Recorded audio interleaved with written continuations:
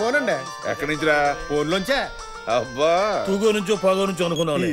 Hello, అవతల ఎవరండి? నేను మర్యాద రామని ఆకాశరామని మాట్లాడుతున్నానయ్యా. రామన్న గారా, మీరు ఎవరో ఆర్మల్ తిరగట్లేదండి. మా అమ్మాయి పెళ్లి శుభలాగా పంపుతాను విత్ స్వీట్ ప్యాకెట్. మీరు తప్పకుండా రావాలి.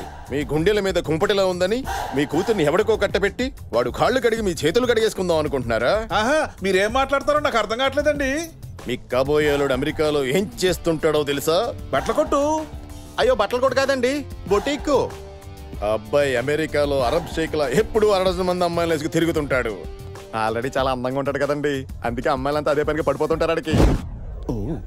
బావగారు, మీకెవరైనా శత్రువులు ఉన్నారేటండి? ధర్మరాజు లాంటి వాడిని నాకెవరు ఉంటారండి శత్రువులు? అసలు ఆ మాటకొస్తే మా ఫ్రెండ్స్ నన్ను అన్నా హజారే అని కూడా అంటుంటారు. వీడేవాడండి కొడుకు బాబు గురించి చాలా చెడ్డగా మాట్లాడుతున్నాడు. చెడ్డగా మాట్లాడుతున్నాడా? ఏది స్పీకర్ అని చెప్తానేనండి.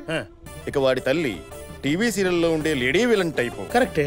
రేపు పెళ్ళయ్యాక నీ కూతురికి గృహహింస తప్పదయ్యా. ఇదబద్ధం. అసలు తల్లి కొడుకుల కంటే పెద్ద విలన్ నా బీపీ బ్రహ్మ. ఆడో పెద్ద ప్లేబాయ్. పెన్సిల్ అక్షరాలు చెరిపేసే ఎరేజర్లా అమ్మాయిల జీవితాలు చెరిపేస్తాడు వాడు. వాడి ఖమాని ఖమలే గాని పులిస్టాపులు లేవు. మీ అమ్మాయి ఆ ఇంట్లో అడుగు పెడితే మీ కంట్లో రక్త కన్నీరే. నా మాటని మీరు ఇంకో సంబంధం చూసుకోవడం బెటర్.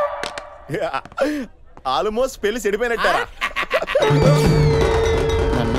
ఈ సంబంధం కూడా చెడగొట్టేసిందా? నేను చచ్చిపోతా. ఇంట్లో నేనంటే